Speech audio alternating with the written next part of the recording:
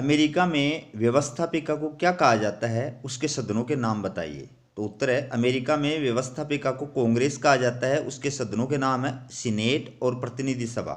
अगला क्वेश्चन है, भारत में व्यवस्थापिका को किस नाम से जाना जाता है, इसके सदनों के नाम बताइए। उत्तर, भारत में व्यवस्थापिका को संसद कहा जाता है, इसके दो सदन हैं, लोकसभा, राज्यसभा।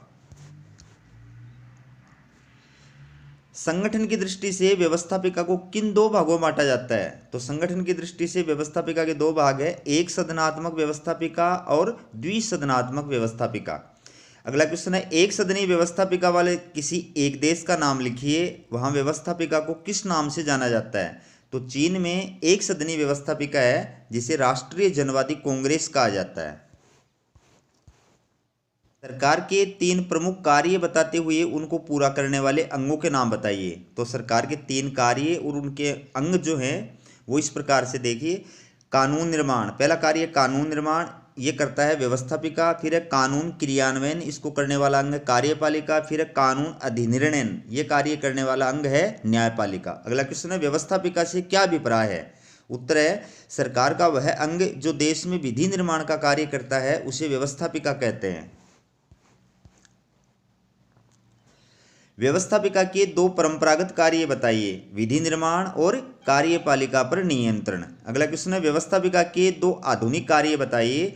तो कार्यपालिका के कार्यों को वैधता प्रदान करना और जनता को राजनीतिक शिक्षण प्रदान करना। एक सदनीय व्यवस्थापिका के पक्ष में दो तर्क दीजिए, या द्विसदनीय व्यवस्थापिका के विपक्ष में दो तर्क दीजिए। दो क्वेश्चनों को एक साथ लिखा है। तो उत्तर देखिए, कानून पर पुनर्विचार के लिए द्वितीय सदन आवश्यक नहीं। दूसरा है, व्यवस्थापिका में गतिरोध उत्पन्न होना। अगला क्वेश्चन है, एक सदनीय व्यवस्थापिका के विपक्ष में दो तर्क दीजिए, या इसको ऐसे बोल सकते हो, द्विसदनीय व्यवस्थापिका के पक्ष में दो तर्क दीजिए। उत्तर देखिए, एक सदन की निरंकुशता पर रोक और कानूनों पर विवेकपूर्ण विचार। व्यवस्थापिका का पतन से क्या तात्पर्य है। उत्तर है, आधुनिक समय में व्यवस्थापिका इतनी प्रभावशाली नहीं रही है जितनी वह अतीत में हुआ करती थी। अब कार्यपालिका की तुलना में व्यवस्थापिका की शक्तियों एवं भूमिका में कमी आई है, इसे व्यवस्थापिका का पतन कहा जाता है। अगला क्वेश्चन है, मॉडर्न डेमोक्रेसीज। इस पुस्तक के लेखक लॉर्ड ब्राइस हैं, जिन्होंने इस पुस्तक में व्यवस्थापिकाओं के पतन की चर्चा की है।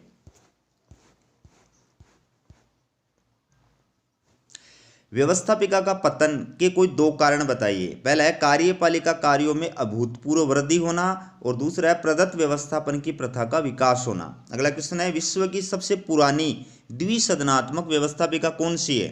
उत्तर है, ब्रिटेन की पार्लियामेंट विश्व की सबसे पुरानी व्यवस्थापिका होने के साथ ही विश्व की सबसे पुरानी द्विसदनात्मक व्यवस्थापिका है।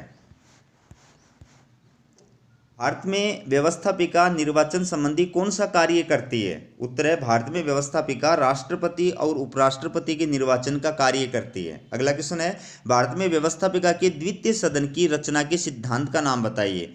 तो भारत में व्यवस्थापिका के द्वितीय सदन यानी राज्यसभा की रचना दो सिद्धांतों के आधार पर की जाती है। पहला है अप्रत्यक्ष निर्वाचन का सिद्धांत, दूसरा है नाम निर्देशन का सिद्धांत। कार्यपालिका से क्या अभिप्राय है। उत्तर है, सरकार का वह अंग जो व्यवस्थापिका द्वारा बनाए गए तथा न्यायपालिका द्वारा मान्य कानूनों को देश में लागू करता है, उसे कार्यपालिका कहा जाता है। अगला क्वेश्चन है, कार्यपालिका के कोई दो कार्य बताइए। तो पहला है शीघ्र निर्णय लेना और निर्णय की गोपनीयता। एक संवैधानिक लोकतांत्रिक राज्य किस प्रकार की कार्यपालिका में विश्वास करता है। उत्तर है, एक संवैधानिक लोकतांत्रिक राज्य सीमित शक्ति वाली एवं उत्तरदायी कार्यपालिका में विश्वास करता है। अगला क्वेश्चन है, कार्यपालिका के कोई दो प्रकार बताइए। पहला है नाम मात्र की एवं वास्तविक कार्यपालिका, दूसरा है एकल एवं बहुल कार्यपालिका। नाम मात्र की कार्यपालिका या संवैधानिक कार्यपालिका या ध्वज मात्र कार्यपालिका, तीनों का एक ही मतलब है, किसे कहते हैं, इसके दो उदाहरण दीजिए। उत्तर देखिए, वह कार्यपालिका जिसमें राज्य के शासनाध्यक्ष यानी सर्वोच्च पदाधिकारी को संवैधानिक दृष्टि से संपूर्ण प्रशासनिक शक्तियां प्राप्त होती हैं, परंतु उसके द्वारा व्यवहार में उन शक्तियों का प्रयोग नहीं किया जाता है। तो संवैधानिक या नाम मात्र की कार्यपालिका के दो उदाहरण है, भारत का राष्ट्रपति और ब्रिटिश सम्राट। वास्तविक कार्यपालिका किसे कहते हैं, इसके दो उदाहरण दीजिए। उत्तर है वास्तविक कार्यपालिका वह है जो व्यवहार में प्रशासन की संपूर्ण शक्तियों का प्रयोग करती है। वास्तविक कार्यपालिका के दो उदाहरण है, भारत में प्रधानमंत्री सहित मंत्रिमंडल या मंत्रिपरिषद और ब्रिटेन में प्रधानमंत्री सहित मंत्रिमंडल या मंत्रिपरिषद।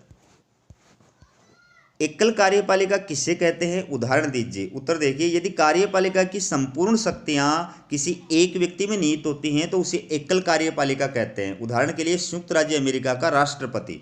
अगला क्वेश्चन है बहुल कार्यपालिका किसे कहते हैं, उदाहरण दीजिए। उत्तर है यदि कार्यपालिका की संपूर्ण शक्तियां किसी एक व्यक्ति में निहित न होकर कुछ व्यक्तियों की एक समिति में निहित होती हैं तो उसे बहुल कार्यपालिका कहते हैं। उदाहरण के लिए स्विट्जरलैंड की कार्यपालिका जिसको संघीय सरकार कहा जाता है। किन देशों में संवैधानिक एवं वास्तविक कार्यपालिका में अंतर पाया जाता है। उत्तर है संसदीय शासन व्यवस्था वाले देशों में नाममात्र की और वास्तविक कार्यपालिका में अंतर पाया जाता है। अगला क्वेश्चन है संसदीय कार्यपालिका के दो प्रमुख लक्षण बताइए। पहला है कार्यपालिका और व्यवस्थापिका में घनिष्ठ संबंध होना, दूसरा है कार्यपालिका का व्यवस्थापिका के प्रति उत्तरदायी होना। संसदीय कार्यपालिका किसे कहते हैं, संसदीय कार्यपालिका वाले दो देशों के नाम बताइए। उत्तर देखिए, संसदीय कार्यपालिका या शासन उस शासन व्यवस्था को कहते हैं जिसमें कार्यपालिका और व्यवस्थापिका में घनिष्ठ संबंध होता है, कार्यपालिका का निर्माण व्यवस्थापिका में से होता है तथा कार्यपालिका अपनी नीतियों और कार्यों के लिए व्यवस्थापिका के प्रति उत्तरदायी होती है और अंतिम रूप से देश के मतदाताओं के प्रति उत्तरदायी होती है। संसदीय कार्यपालिका वाले दो देशों के नाम है भारत और ब्रिटेन।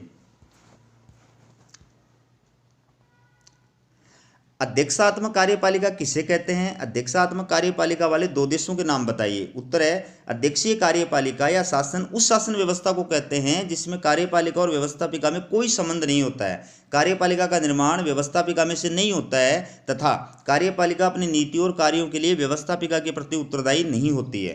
तो अध्यक्षीय कार्यपालिका वाले दो देशों के नाम है अमेरिका और ब्राजील। अध्यक्षीय शासन या अमेरिकी प्रतिमान या अमेरिकी राष्ट्रपतीय मॉडल की दो विशेषताएं बताइए। तीनों का एक ही मतलब है। तो पहला है कार्यपालिका और व्यवस्थापिका में कोई संबंध नहीं होना, दूसरा है कार्यपालिका का निर्माण व्यवस्थापिका में से नहीं होना। अगला क्वेश्चन है उत्तरदायी कार्यपालिका किसे कहते हैं। उत्तर है संसदीय शासन व्यवस्था वाले देशों में कार्यपालिका को उत्तरदायी कार्यपालिका कहा जाता है क्योंकि वहां कार्यपालिका का निर्माण व्यवस्थापिका में से किया जाता है तथा वह व्यवस्थापिका के प्रति उत्तरदायी होती है। व्यवस्थापिका अविश्वास प्रस्ताव पारित करके उसे कार्यकाल से पूर्व भी पद से हटा सकती है। कार्यपालिका के कोई दो प्रमुख कार्य बताइए। तो पहला है प्रशासन का संचालन करना, दूसरा है वैदेशिक संबंधों का संचालन करना। अगला क्वेश्चन है राजनीतिक कार्यपालिका किसे कहते हैं, उदाहरण दीजिए। उत्तर है जनता द्वारा निर्वाचित प्रतिनिधियों से मिलकर बनने वाली कार्यपालिका को राजनीतिक कार्यपालिका कहते हैं। इस कार्यपालिका का कार्यकाल निर्वाचन पर निर्भर होता है। जैसे भारत में प्रधानमंत्री और मंत्रिपरिषद राजनीतिक कार्यपालिका है। स्थायी कार्यपालिका किसे कहते हैं, उदाहरण दीजिए। उत्तर है स्थायी कार्यपालिका में समस्त सार्वजनिक या सरकारी कर्मचारी वर्ग की गणना की जाती है जो सरकारी सेवा में अवकाश ग्रहण करने की आयु तक रहते हैं तथा राजनीतिक दृष्टि से पूर्णतया निष्पक्ष रहकर कार्य करते हैं। जैसे भारत में IAS सहित अन्य अधिकारी और सरकारी कर्मचारी। अगला क्वेश्चन है कार्यपालिका की चयन की कोई दो पद्धतियां बताइए। तो एक है जनता द्वारा प्रत्यक्ष निर्वाचन और दूसरा है व्यवस्थापिका द्वारा निर्वाचन। वर्तमान में कार्यपालिका की शक्तियों में वृद्धि के कुछ चार कारण बताइए। तो व्यवस्थापिका की शक्तियों का ह्रास, दूसरा है प्रदत्त व्यवस्थापन की प्रथा का विकास, फिर है लोक कल्याणकारी राज्य की अवधारणा का उदय और फिर है राजनीतिक दलों का विकास। अगला देखिए कार्यपालिका के कोई दो प्रतिमान बताइए। तो प्रधानमंत्री शासन यह नवीनतम इंग्लिश और भारतीय प्रतिमान, फिर है अध्यक्षीय शासन यह है अमेरिकी प्रतिमान। न्यायपालिका से क्या तात्पर्य है। उत्तर देखिए सरकार का वह अंग जो विधियों की व्याख्या करने तथा उनका उल्लंघन करने वालों को दंडित कर न्याय प्रदान करने का कार्य करता है, उसे न्यायपालिका कहते हैं। अगला क्वेश्चन है लोकतांत्रिक व्यवस्था में न्यायपालिका का क्या महत्व है। उत्तर है एक लोकतांत्रिक व्यवस्था में न्यायपालिका नागरिकों की स्वतंत्रताओं एवं अधिकारों की रक्षा करती है। न्यायपालिका के दो प्रमुख कार्य बताइए। तो पहला है विधियों की व्याख्या करना, दूसरा है नागरिक अधिकारों की रक्षा करना। अगला क्वेश्चन है संघात्मक व्यवस्था में किस प्रकार न्यायपालिका महत्वपूर्ण भूमिका निभाती है। उत्तर है संघात्मक व्यवस्था में केंद्र और राज्यों के मध्य शक्तियों का विभाजन होता है। इस संबंध में केंद्र तथा राज्यों के मध्य अथवा राज्य राज्य के मध्य उत्पन्न विवादों का समाधान न्यायपालिका द्वारा ही किया जाता है। न्यायालय का परामर्शात्मक कार्य क्या है। किसी गंभीर संवैधानिक या कानूनी मुद्दे पर राष्ट्राध्यक्ष न्यायपालिका से परामर्श मांग सकता है, किंतु न्यायालय का परामर्शात्मक मत बाध्यकारी नहीं होता है, यह मात्र सलाह होता है।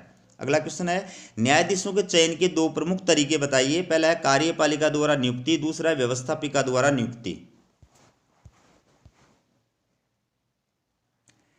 न्यायपालिका के दो प्रमुख प्रकार कौन से हैं। तो एक है प्रतिबद्धित न्यायपालिका, दूसरा स्वतंत्र न्यायपालिका। अगला क्वेश्चन है न्यायपालिका किस प्रकार विधि निर्माण करती है। उत्तर है विभिन्न मुकदमों की सुनवाई के दौरान न्यायपालिका कानूनों की जो व्याख्या करती है उससे कई बार नए कानूनों का निर्माण हो जाता है, जिन्हें न्यायाधीशों द्वारा निर्मित कानून कहा जाता है। न्यायिक पुनर्निरीक्षण से क्या तात्पर्य है। उत्तर देखिए न्यायपालिका की कानूनों की संवैधानिकता के परीक्षण की शक्ति को ही न्यायिक पुनर्निरीक्षण कहा जाता है। इस शक्ति द्वारा न्यायपालिका व्यवस्थापिका द्वारा निर्मित कानूनों और कार्यपालिका के आदेशों को संविधान के विरुद्ध होने पर अवैध घोषित कर सकती है। अगला क्वेश्चन है उन दो देशों के नाम बताइए जहां न्यायिक पुनरावलोकन या न्यायिक पुनर्निरीक्षण पाया जाता है। पहला भारत और दूसरा संयुक्त राज्य अमेरिका।